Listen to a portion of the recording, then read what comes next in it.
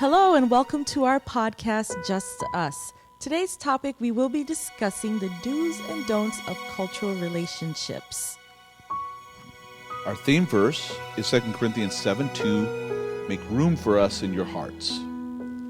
And we would like for you to join us with Apple Podcasts, Google Podcasts, Spotify, and if you'd like to watch us, YouTube. So give us a 5-star rating and review. Enjoy the conversation. Hello and welcome to our podcast, Just Us, a podcast about racial reconciliation and bringing people together. Today, we're going to be talking about some of the do's and don'ts of interacting across cultures and ways we can be respectful and kind to each other. And we have a guest here with us, our friend Lizzie Matson. Lizzie, would you tell us just a little bit about where you come from and what you do?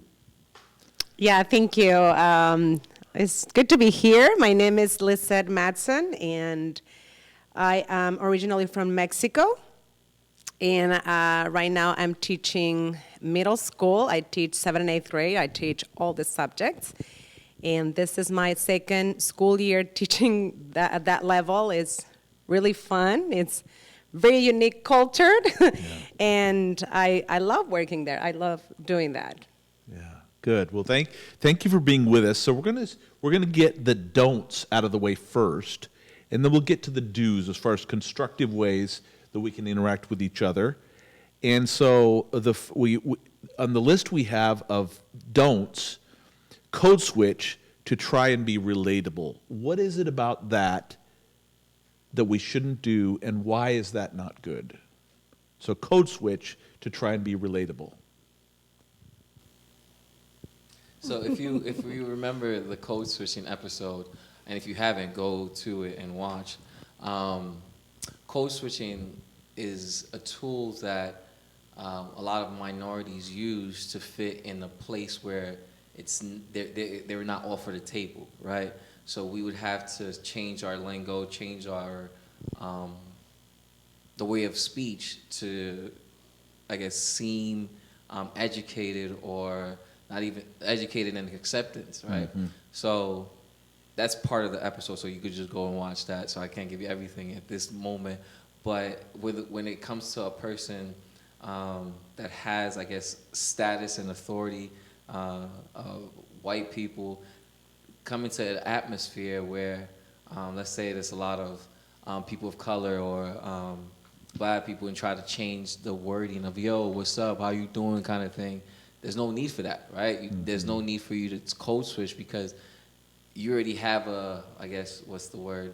An atmosphere that is already benefiting for you. This is just our thing that we want to be comfortable with, if that makes sense. Mm-hmm. Yeah, it makes complete sense.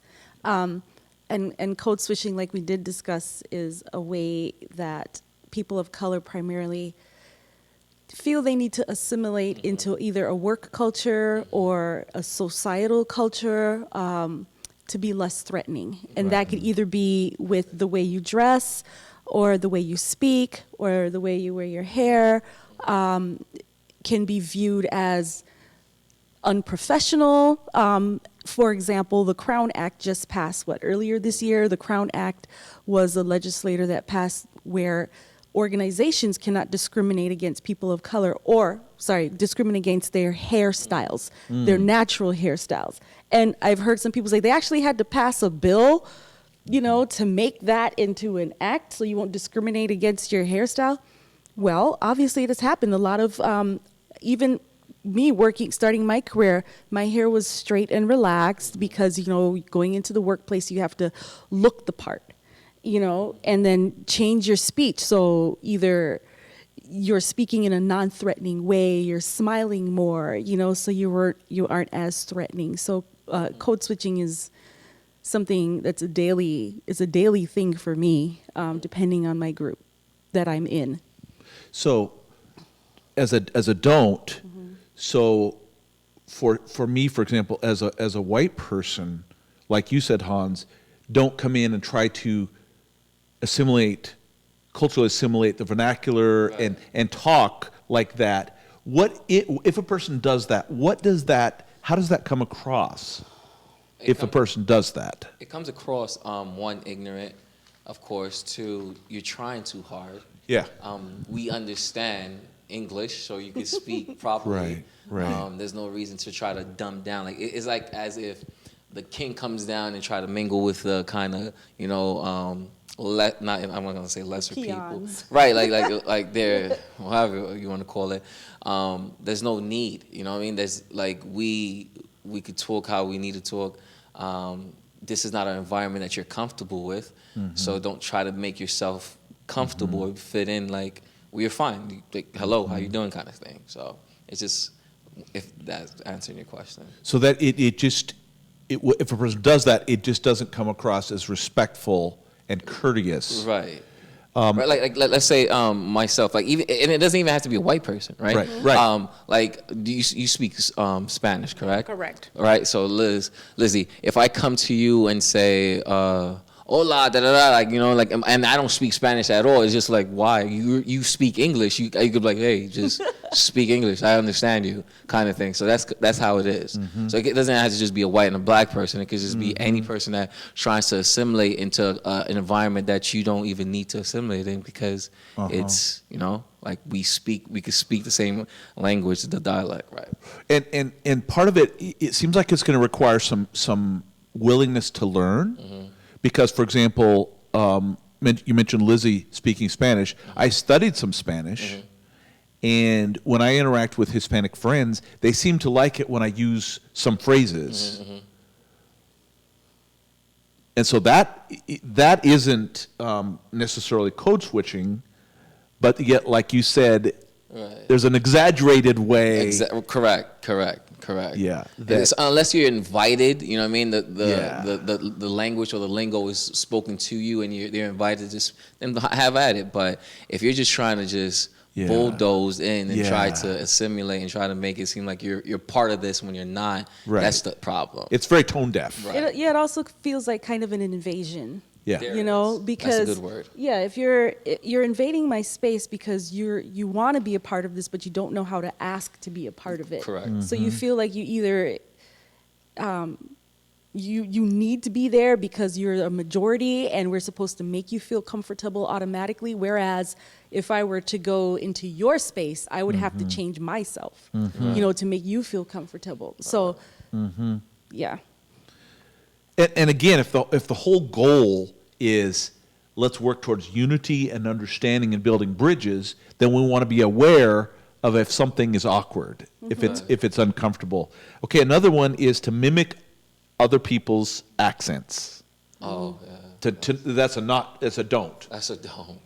And I fall short on that. You know what I mean? When anything, like, right, we try to mimic a lot of, and that's just horrible, because people mimic people's accents to make it seem like they're funny, right? And no, this is a person's accent. This is how a person talks. This is how, you know what I mean? They were changing different language to understand English or whatever it may be. So that's just a don't in itself.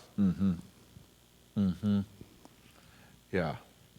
Lizzie, you were going to say something? I'm trying to listen, and this is very interesting, because when one of the topics that you need to go as a second language teacher is, one of the first things you need to teach each student is that everybody has their own accent. You don't change accents. Yeah. You work on the speaking side of the, where you work on the phonetical side. You don't change accents. Everybody has their own accent, and everybody needs to project their own speaking. You work the phonetical side, the pronunciation, and you let it go.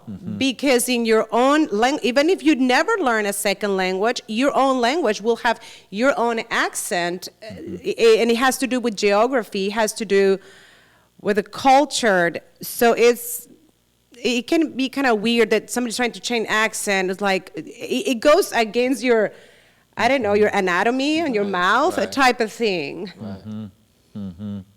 It's like one of the things that I have a lot of Jamaican friends. I have a lot of, I'm Haitian in itself, a lot of Hispanic friends. And the common thing I hear, and even in my home, like, try to sound as normal as you can when you speak English, so people can't pick up that you're from somewhere else. Why does that matter? You see what I'm saying? Like, and that's the problem where if you have a person with a thick accent, they get made fun of, and so you're different. You know what I mean? Right. So that's the part where there's no reason to make fun of a person's accent, because this is how they're trying to, one, understand your language, then they actually understand your language, and then you make fun of them for it. But rather than applauding them because now they know multiple languages and you just know English, it's mind-boggling for me. Yeah. Another one we have here is don't make fun of or try to shorten people's names. Yes. Right. There's been a couple times, Hans, where I have said your name and not got it right. Right. And I don't mean to do that, Right. but being respectful is to try to get it right. Right. Yes, especially with, I don't want to take the whole podcast. One of the things I'm intentional about is trying to figure out someone's actual name, because this is their identity, right? Yeah. And we, especially in America, we try to make us comfortable, like, I can't say this word, so I'm going to call you by this word. Right. You know what I mean? And that's a problem. That like, is a no, bad my name problem. is Hans, or my name is whatever it may be. And a lot of people from different backgrounds have to get different names to just simulate with the American names, because, Tuambe would be too hard to pronounce, right? Or, so that's one of the things that we need to be intentional. Like, no, what is your actual name? Like Lizzie, I know you said something else when Bill, My last name? right, like before Bill introduced you, but you didn't say Lizzie. Like, your first name is what? Lizette. Lizette, right? But you use Lizzie as what? Because It's short. it's shorter, right? Then So, easy, but yes. Lizette, right? That's what I'm saying. Like, you had to make it more comfortable with people. No, make people uncomfortable and say, It's "This true. is my name." Would you kinda thing. prefer to be called Lizette? No. No, okay. No, it's too formal. No, I don't. But with your friends, yeah, right. You say, "My name is Lizzie." Like, this is what it is. Or something. But a lot of people think that my name is Elizabeth just because I go by Lizzie. It's like, it's not Elizabeth, but go for it. And another way to look at it too is, a lot of people from other countries come to America and they adopt an American name. That's true. Especially, I've noticed people from Asian countries. Yeah, Asian. Yep. And because sometimes, they have X's, some of them have X's in their names and Z's, and it makes it kind of hard, like, how do you articulate that? And so then we say, well, what's your American name? Or how do you say your name? Well, I can't say that. I'm not going to say it. I'm just going to call you, like you said, Right. Bob or something. Yeah, but that's not yeah. respectful, because if we're expatriates and we go to another country, do they expect us to take on like a Chinese name so they can say it? Right. So it's easier for them? No, we go to other countries sometime and expect people to know how to speak English to make us feel comfortable. Yeah. But then we're not willing to go and learn the language Right. Yeah. to, conversate with those people. So I think it's respectful to say someone's name and make an intentional effort to pronounce it properly. Now, I'm named after my dad. Mimi is my nickname, because people butcher my formal name. My formal name is Marilee. My dad is Merrill, That's nice. and I'm Marilee. But when I tell people, my name is Marilee, Marielle, Marianne, everything, but so just call me Mimi. Right. Just call me Mimi, But But you need to fight that battle, like. I have Right. in the West Indies when growing up in the Caribbean, though, people would say my name properly. They would Correct. say Marilee. Yeah. And that's how I was known at school, because in school nicknames, they didn't use as much. But coming back to the mainland, the U.S. mainland, it was butchered. So I'm like, Right. Mimi. That's Right, it. right. Because, oh my word, And it's funny because we have to, when we come to America, we have to know like Michelangelo, Da Vinci, or these names, and like we've learned it, Tchaikovsky. right? So it's Yeah. just like, why can't you learn ours? Right. If kinda you could thing. pronounce Rachmaninoff in the music, you Right. certainly can pronounce, something else. Mimi, no, not Mimi. Sorry, Lizzie. I heard you tell a story once about a graduation. Yes. Tell So us. that was very impressive. So we came to the graduation about 3 or 5 years ago. I don't know, before COVID. And I was in the graduation, and I heard the vice principal for academics start calling the students to come to the front and pick up their documents. And she started pronouncing the names in their native way. Nice. And I was like, oh my goodness, how is she? And she was switching back and forth. There is multiple cultures here in the academy, and she was switching names, and the pronunciation was so clean, so perfect. And I was like, I just want to hear how she's going to pronounce a couple of Hispanic names that I know how they're supposed to pronounce. And right now, I remember him very clear. One of the names was Tejel. And that name Tejel, that is spelled with a J, is a Spanish name from Spain. And I knew that J, it was not sound like a Silent, yeah. And I was like, I just want to hear how she's going to say this. And she said it perfectly. And I just stood up and started Wow. clapping right Wow. there. I was like, this is not common. And Yes. I was so impressed, so inspired. Right. And I went, and at the end of the day, I went and congratulated her because so many names, it was a big class. And she told me it took me a lot of practice. I had to go and Intentional, find yeah. the student, record them in my phone, go home, practice, and love repeat it it. over. You know, just because you will have the parents on this, you have the student. Exactly. It's a formal event. Right. So you want to make it as meaningful as possible to every one of them. So I was very impressed Yeah. on that occasion. You're about honoring them. names. Yes, You're being honoring them. intentional, yeah. Yep.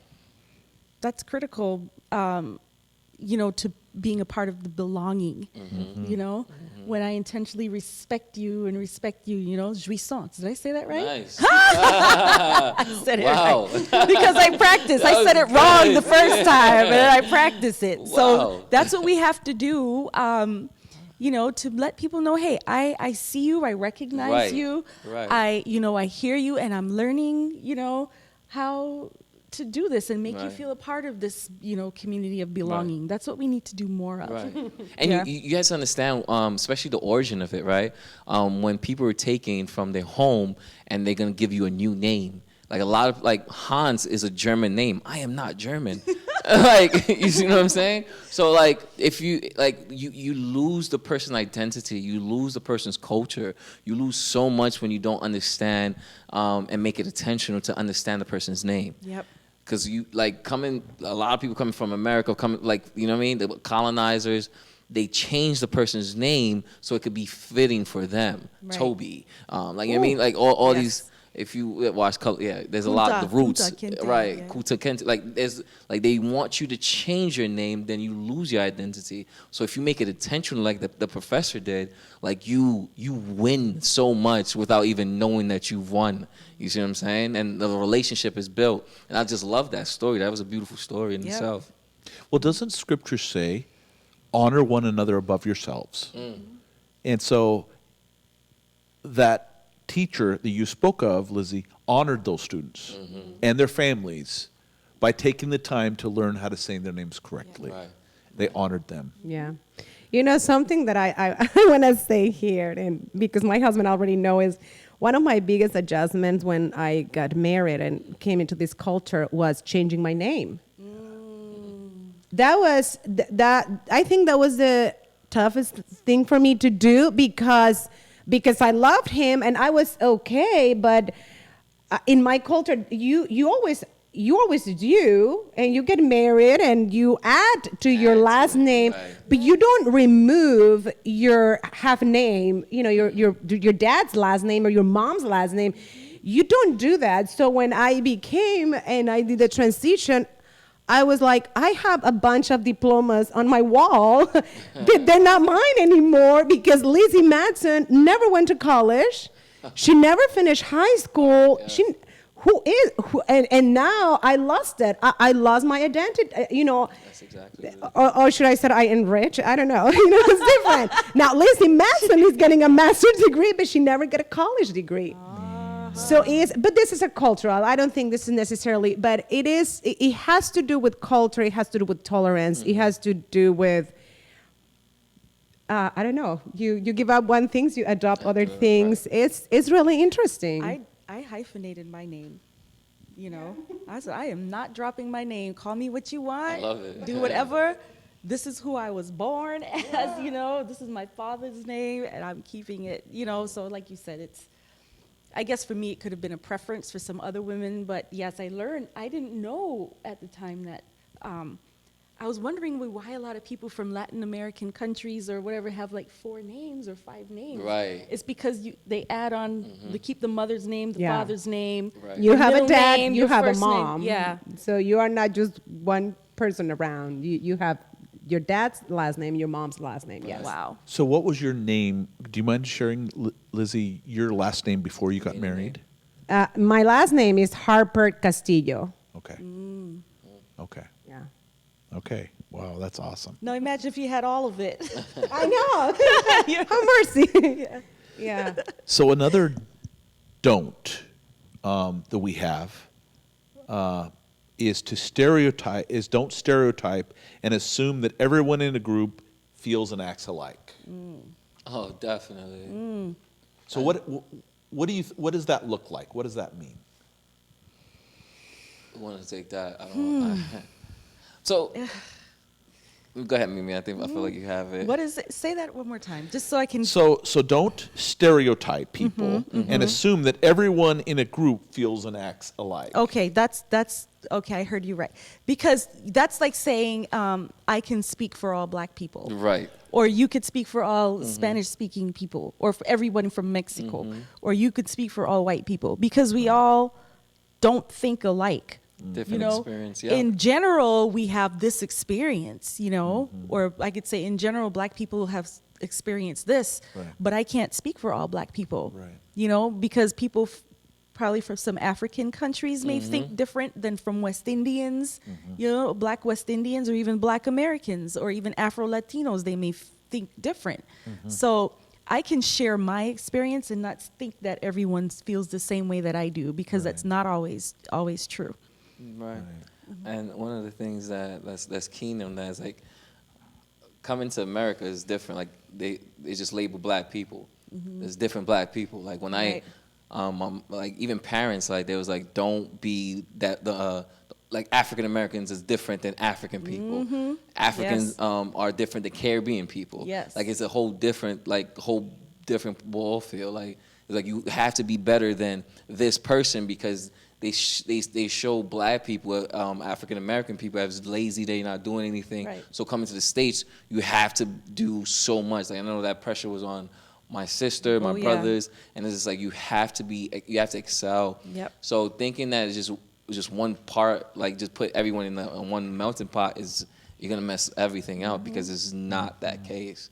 And I guess that's one of the things that we have to understand. Like there's different backgrounds, different cultures, there's different. There's people in itself. There's just different. You know what I mean? Right. Like not all Spanish people is the same thing. Just because they speak Spanish or whatever, they not. You know what I mean? It's just different. Yeah. It is I know in college at Andrews, it was a great experience for me because I met people from all over the world. And I like that. And I remember growing up in New York, in Brooklyn especially, there's a lot of Dominicans, people from the Dominican Republic and people from Puerto Rico. And a lot of people assumed because of the way I looked, I'm a light-skinned Black woman. Anyway, they thought I was from the Dominican Republic and always spoke to me in Spanish. And I'm like, I don't understand what you're saying. You know, I'm not from the DR. I'm not Puerto Rican. So, or they said, oh, I forgot the name, Negrita.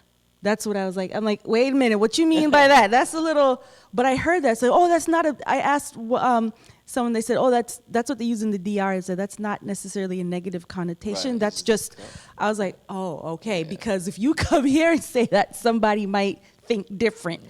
But that was a learning experience. And they said, you can't, Dominicans are different from Puerto Ricans, are different from Cubans and Mexicans and whatever.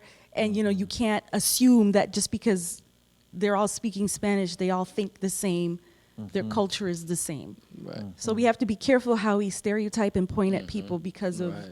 what they look like. Right, and that and piggyback on that, stereotyping is just it messes us up because we come to this country thinking that African Americans are lazy, right? Because that's the stereotype when African Americans actually built the country. So it's one of the things that's just like what, Speak it. and it's telling other people like Africans like, yo, these people are actually lazy. Caribbean people like these people are, and it's not the case. And I hated the fact that well, I have to be better than my brother that's African American while he's actually trying to. We're all in the same struggle. You know what I mean? So it's just if you just put people in just one group, you just miss everything. Well, Absolutely true. and just like you said, Hans, the stereotype that you expressed about that the African Americans are lazy, that would be like saying, I'm German. I can speak about that all Germans are a certain way. Right. Right. No group wants to be thought of in one dimension. Right. It's like you and I are pastors. We don't want some of the stereotypes from some pastors Right. applied to us. Correct. Right. But all pastors are, a Correct. certain way. Right. We want to have our own personality and our own individuality, and it's also really unfair Right. to stereotype someone Right. and not give them a chance. Correct. Correct. What is it? What the Bible talks a lot about judging someone, and it says, "Don't judge someone." That God takes that pretty seriously. And stereotyping is really almost. It almost seems like it's not giving people a chance and it's prejudging them, and it's not having the curiosity to really get to know who they are and what they're about and what they're interested in. So here's another one. Do not violate a person's body by touching their hair or skin. Yeah, Yeah. that's happened to me. You've had people oh, touch yes. your hair? Yeah, especially when it's natural, and they're fascinated by how is it so curly and don't touch my hair. It's don't, and it's like my personal space but it's disrespectful. If you have a question, just ask. Nobody asked me to touch my hair when it was straightened, when it was relaxed or perm when it years norm. ago. Right. The norm. Nobody, that's just expected. You come to work, you have your hair straight. But when I just stopped doing all that and just let it be, I had one person at my workplace, a previous workplace, just look at my hair and say, "What did you do? You left it out. What did you do?" I'm like, "What do you mean what I do? I just left it out." "Yeah, but it's so curly. It's my natural hair. It grows out of my head that way." Wow. I'm like, "Oh boy, what are we going to do here?" I just smiled and walked on. But yes, people have come and tried to touch let me feel that. No, I'm not a dog that you pet or a cat that you pet. I'm not at a petting zoo. That's what it is. Don't do that. Respect, if you have questions, ask your questions, but don't try to touch my hair and feel it. It's not, that's not right. And the same thing goes for some black men too. They have their afros or whatever, their locks. Don't do it. Don't do it. Yeah, and one of the things that, if you go back in history, especially in dealing with African Americans, I don't know how it's in Mexico, but if you're dealing with African Americans, the history about it is wild. As Mimi said, it's not a petting zoo, right? They used to do such this thing when African Americans were brought to America. It was to be like, whoa, their hair is different, so let me grab it and touch it and do whatever I do because they have not experienced something like that, right? Yeah. And it goes beyond that. I was watching this this documentary of this beautiful chair that they're trying to fix because this chair is so old, but the wood is so great. Back in the day they make quality things, and when the person was trying to fix it, they found cotton in it, right? So I was like, okay, and not only cotton, but they found black hair. Oh boy! So they would shave the slave's head because they ran out of cotton and put it in the chair to make it even more cushion and all that stuff. So it goes back to a lot of things where people don't understand. So that's one of the ways, like, yo, we're not doing that. And as you see my hair now, as I wanted to, I'm saying it, people, even black people don't know this. We call it dreadlocks or dreads. We're trying to come out of that because coming to this country, the dread part is them saying it's dreadful. Your hair is dreadful, and then the lock is what we normally say. You know, no, my hair is actually locked, so they put a dread lock into it. So we're taking that dread out and just calling it lock. And a lot of African Americans or black people are now experiencing, like, whoa, we're not even supposed to say that, but it was a bad term, and it's just a lot of knowledge and ignorance that needs to be, I guess, studied and researched, so you don't make that same mistake, because it comes. Like, your hair is the crown. It's your crown. Like, you don't know. You're not gonna go up and touch a king's crown or a queen's crown. No, you respect the person's hair and what it means in their origin of why everything is how it is. Yeah. Yeah. Is it almost like not treating another human being as a curiosity? Because I think, to be honest with you, the only people who touch my hair are when I get a haircut, or maybe my wife might walk by and just, that's the only people that touch my hair. Right. And so basically what I'm hearing you say is that would be the same thing. Don't treat another person like a curiosity, and just respect the dignity and their own space, their own privacy. Yeah, I think there's nothing wrong with being curious. Because if you haven't seen something before, you are going to be like, oh, Right. what is that? And there's nothing wrong with being curious. But, if you're taking the curiosity to make it a violation against this person's space or their honor or whatever, then, that's a problem. Because some people say, oh, are you sure you're black? I'm like, well, you're so light skinned, you're almost white. I get that so much, the same thing, like the code switching. Well, you don't sound like a typical black person. Well, what does a typical black person sound like? And I've heard that so many times. And they're like, oh, are you sure you're not mixed with something? And I'm like, yeah. Sure I am. I'm mixed with a lot of things, but I'm a black woman. And some people find that hard, or they just don't know what to do with me. They don't know, oh, she looks like that. Well, you have to be from the Dominican Republic. I'm like, no, I don't have to be. I don't speak Spanish. I don't know anything about the Dominican Republic culture. So how can you just tell me that's what I have to be? So don't do that. Hans, I was really glad you mentioned painful story, but you mentioned about the way the hair was used and stuff, and the petting, because when we understand the background and where something is associated with pain in the history, we know to be careful. Around Jewish people, one would never make jokes about the Holocaust, ever. It's not a joking matter. And so if that's helpful to know the background, to know this is a sensitive issue. And I remember I had a German friend who came from Germany, and people would, in joking, they would do the Heil Hitler salute to them. Oh, my word. And he would explain to them. I remember him telling me, he said, in my culture, this is very offensive, and you're not to do that.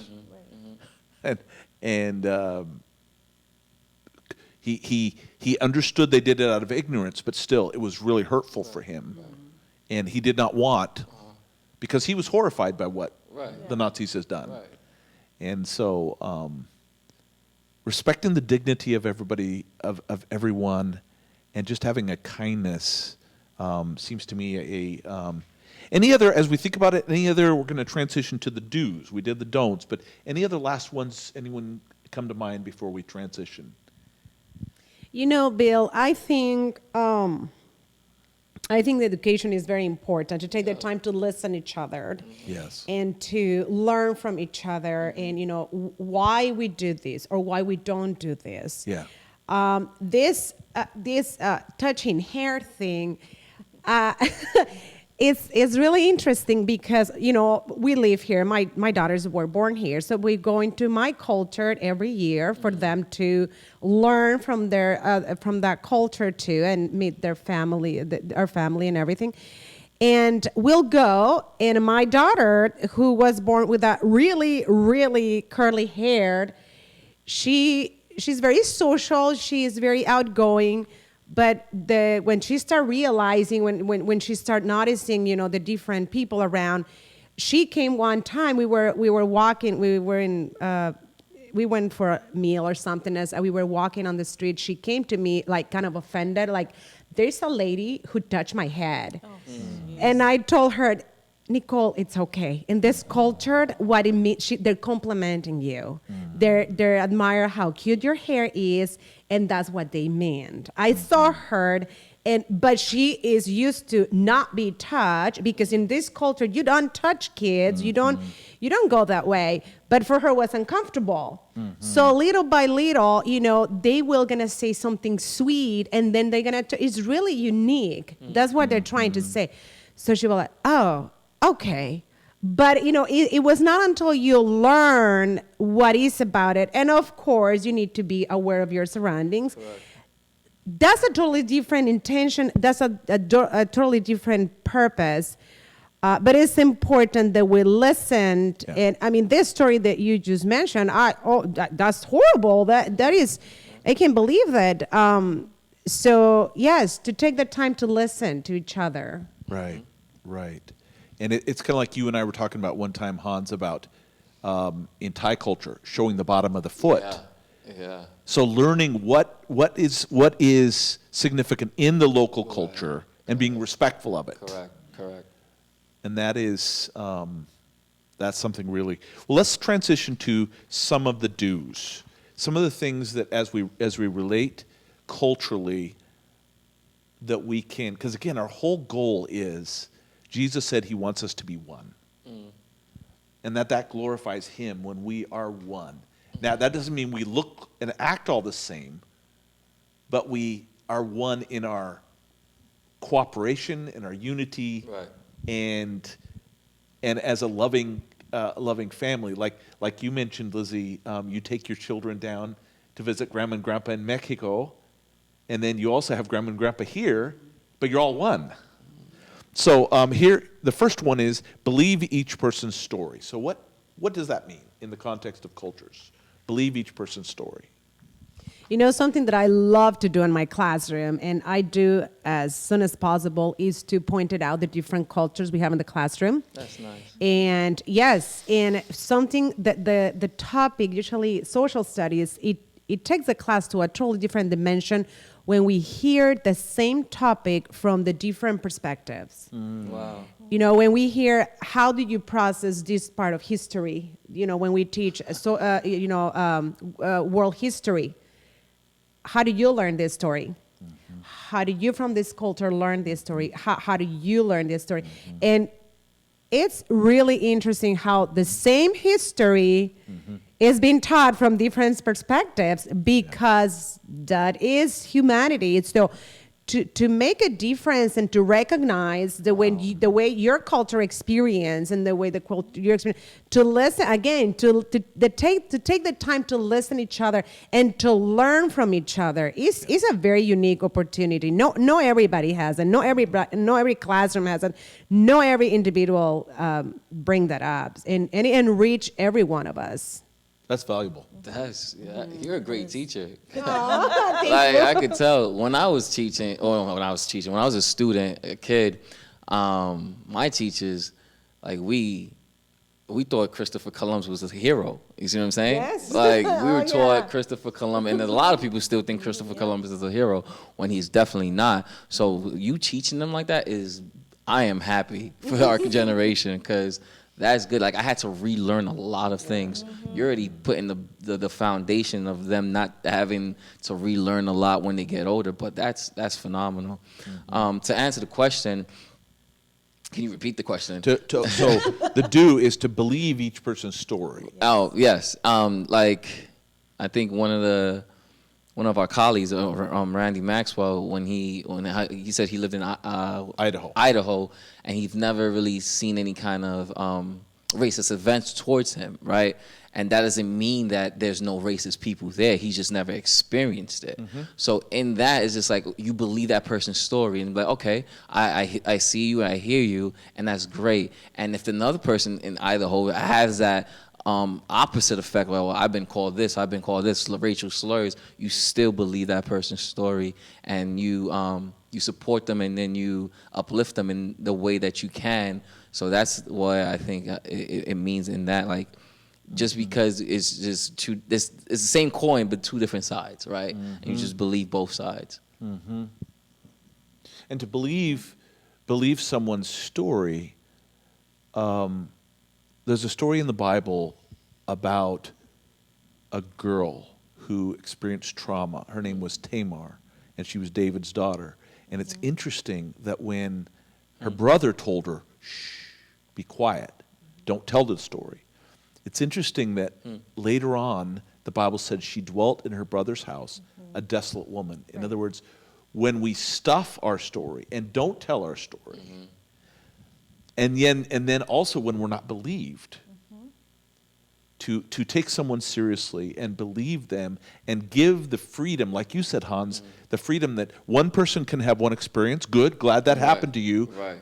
but let's take seriously someone else who has a different story. Right. Right. It's really about empathy. Right. Yes. The next one is, as far as do's, when interacting with people of different culture, try to understand. Yeah. And that's kind of an obvious one. Yeah. Anyone want to comment? What is that? What do you think that means, to try to understand? Understand their dialect, their culture, or just their existence, Their feelings. their feelings, their emotions, their food, their music or Right. whatever, just to understand what moves them and why it moves them, and what they're bringing, because God didn't create us all the same. And of course we're in a multicultural space, and we need to recognize that we're all, wonderfully and fearfully made, and that making room for people to be curious about, other cultures, and how it enriches our own spaces, because it's not all about me, it's not all about you, but we're here with different perspectives to help enrich each other and brighten our corners. Without that, like, we don't have all flowers aren't roses, There's an array of beauty of flowers. They're all different colors, they're all different shapes and sizes, and the bees love this one, the butterflies love these. So it's just, that's how we have to approach people. Look at it like, oh, be curious, listen, have empathy, and make room for people to be themselves. Give them the respect and the dignity and the honor to be vulnerable with you as much as possible. I think that is giving a lot of respect. Yeah. So the culture today, America has probably never been as polarized as it is now. It's very polarized. And so trying to understand, because a polarized country is not the way to have a strong country. It's like a family. If a family is not in unity and can't get along with each other, I remember, Mimi, you and I were at a talking session where people could talk, and there was a discussion, and a man went to the microphone. He was a black man, and he talked about his experience in Christian schools that were primarily white, and here is a black. And he said I was cordially welcomed, but he said it always felt like I was at your school. Right. He didn't feel at home. That was difficult for me to hear, but yet on the other hand, I realized, okay, that he's trying to say something important here. I need to try to understand this, that this was how he felt. And if we're going to really have unity, I need to know what that means and how are we making people feel. Right. I think, and I'm going to go here because I felt what you said, and I think America, we're in a polarized Yeah. climate for a long time. Yeah. I don't think it's going to change, but we can do what we can where we are. Yeah. I just think America has a problem, and it's a deep-rooted systemic problem with racism, and America doesn't want to apologize for it. And I don't believe America wants to take that step to interrupt the things that have kept people, especially black people, in oppression. And apologizing and acting on your apology There we go. tangibly. Yeah. Okay? It's one thing to get up and say, I'm sorry. But when you change your behavior Yeah. and you authentically and intentionally change your behavior to start dismantling all of those systemic There we go. issues in your apology, then we can start seeing that polarization start to wipe away. Yeah. Even if you're here and I'm not racist, fine. But the systems that are in place give you privilege. Correct. And that's what's causing polarization. And if once America apologizes for the blood that has seeped into the soil of this country, the spilled blood of racism, then the polarization, in my humble opinion, will start to disintegrate. Yeah, and action. Yeah, as you said that beautifully. One of the things to answer that question, it's easy for a person to be on defense mode, right? Right. That's the first thing. Like, I gotta protect myself. I'm on defense mode. If a person says something wrong, like, why did you say that? Like Thailand, right? When I was at Thailand, I showed the bottom of my foot, not knowing that it was disrespectful. The person came to me and like, "Oh, you can't do that, huh? This is really disrespectful." I could have been like, "Yo, what do you mean? I'm just showing you the bottom of my foot." I could have been like on the defense mode and try to attack, but trying to understand like, "Oh, my apologies, I didn't know," right? And a lot of things in cultures, like Nessa was speaking about Mexican food, like the taco shells. Like I ain't know that it was Americanized. Like I thought that was Mexican food, and like I don't like tacos at all, like because this thing is disgusting, like the hard shell tacos. But when I actually had authentic Mexican food, I'm like, why would America do this? Like you start to understand, and especially like my Mexican friends, like, yo, bro, that's not really a Mexican food, right? And they could have been defensive in that, but that they was like, no, clearly you don't get it. There's ignorance behind it. Let me show you what authentic food is.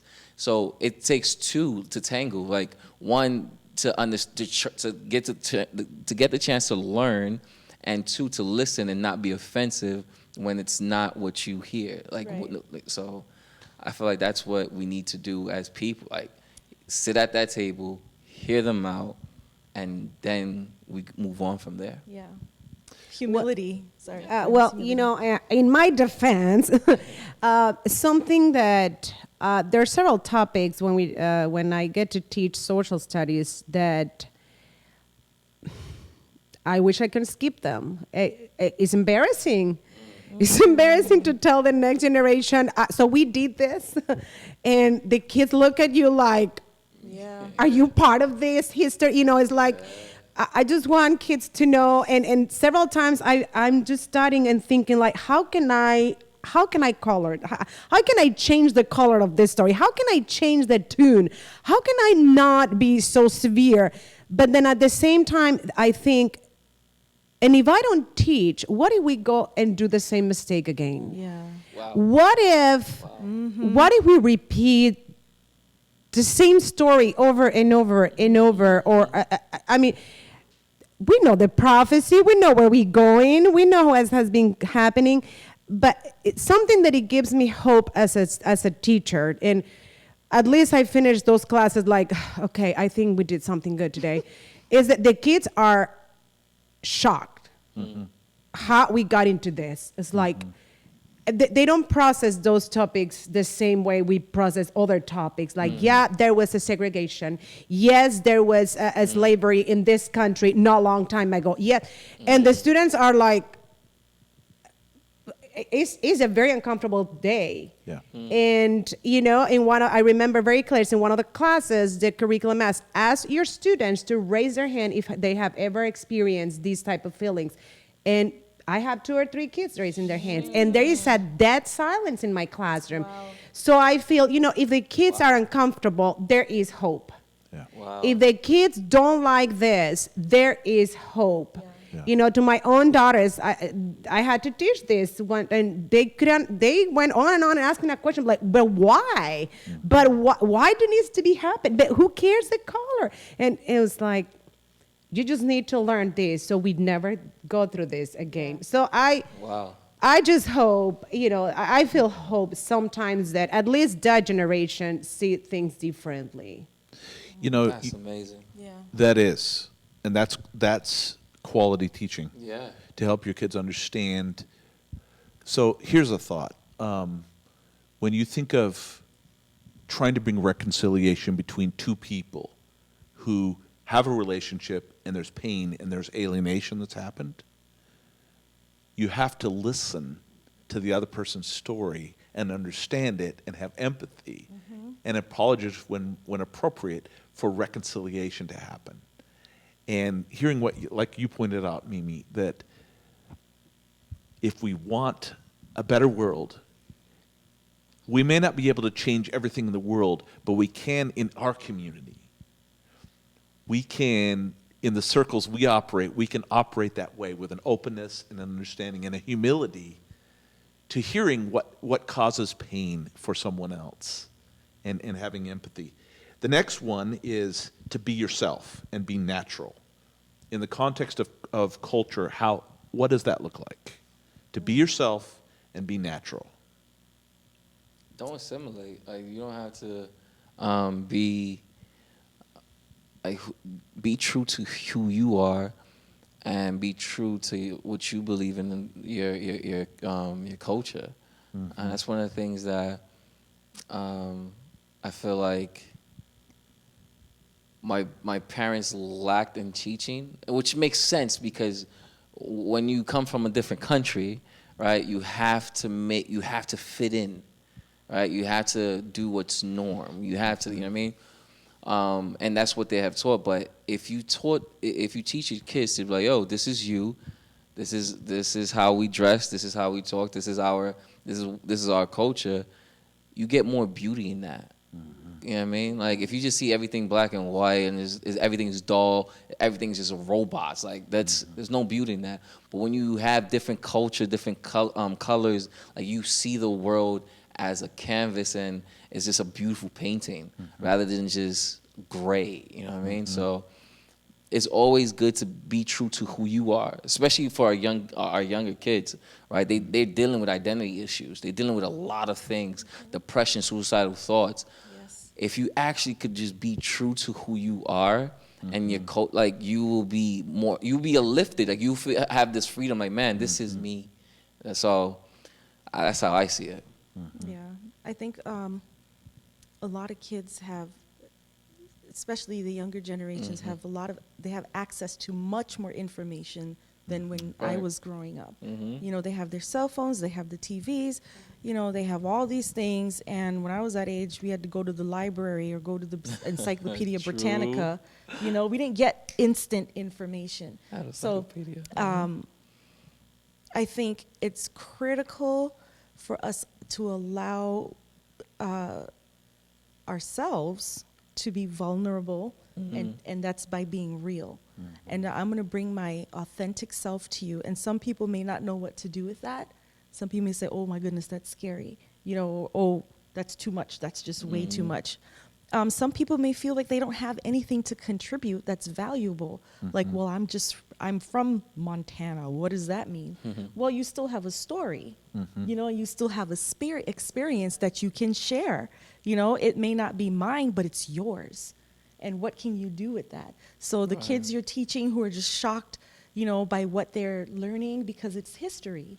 And we don't want to repeat it. But, they have to know this is what happened. Because it was so terrible and savage, you don't want to do that. What can you do instead? So I think it's allowing the kids to have those moments of silence, even for ourselves, to lament what has happened, to lament what is currently happening, but to reach across or reach next to and just grasp somebody's hand and say, you know what? I'm here. Be yourself, bring your authentic self, cry with someone, mourn with someone. And you don't have to change your identity to make someone else feel comfortable. We do that too much. Or even sometimes our own expectations are for people to, match what I'm doing so we can get along. It's not like that. You have to grant people that respect and that honor to be themselves authentically, culturally, spiritually, mentally, whatever, be themselves and learn to embrace people. Because Jesus was around a lot of different people. Demoniacs, that people put into graves or graveyards or caves or whatever, prostitutes, lepers. He was around all types of people. And he always said, come as you are. So it's hard for us to do that, especially when you're a teacher. You're like, my parents were teachers, in the West Indies, because some of these things you just don't talk about. You're just not going to talk about certain things. But then, to give these kids a chance to sit with it a minute and let them, embrace the silence and just think about, how can we not be like this anymore? And how can I be a friend to this person, to this person, to that person, to this person? And I think that's what's lacking in our society. We're just so standoffish and individualistic. We don't know how to have communion with people.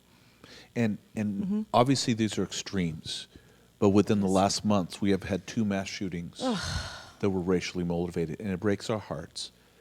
Yeah. So what we're doing of trying to build bridges and trying to come together is we're trying to say we want to go the opposite direction, because things are spinning out of control and they're becoming more alienated. There's a story in the Bible that I really like in Acts 6, and you think of the early church where the Holy Spirit poured out and they were raising people from the dead, and they had great community. They supported each other with their needs. And yet, in Acts 6, there was a conflict between the Jewish widows and the Greek widows, because the church was helping people who were in need. And the Greek widows were saying, we're not getting adequate help. So there was some racial issues going on. And what I love so much about how the early church responded is they appointed a team of deacons to help with the problem. And who were the people who were hurt? It was the Greek widows. So every deacon they appointed had a Greek name. So the community that was feeling disgruntled or disenfranchised, the church as a whole responded with a very intentional and very culturally sensitive way to heal the problem. And what I find interesting is this, and this really encourages me as we talk about the do's and don'ts, is when they did this, it's the very next verse says, so the word of God spread, and the number of disciples in Jerusalem increased rapidly, and a large number of priests became obedient to the faith. When they addressed the racial issues and came together, it greatly blessed the church, and the church grew. So by trying to be sensitive and understanding and building bridges and unity, that shows the spirit of Jesus. We say, thy kingdom come. So this is, thank you so much, Lizzie, for being with us. And thank you to our friends for listening in as we talk about the do's and don'ts. And as we try to, in our situation, to be better and to be empathetic and ethical people. Thank you. It was great.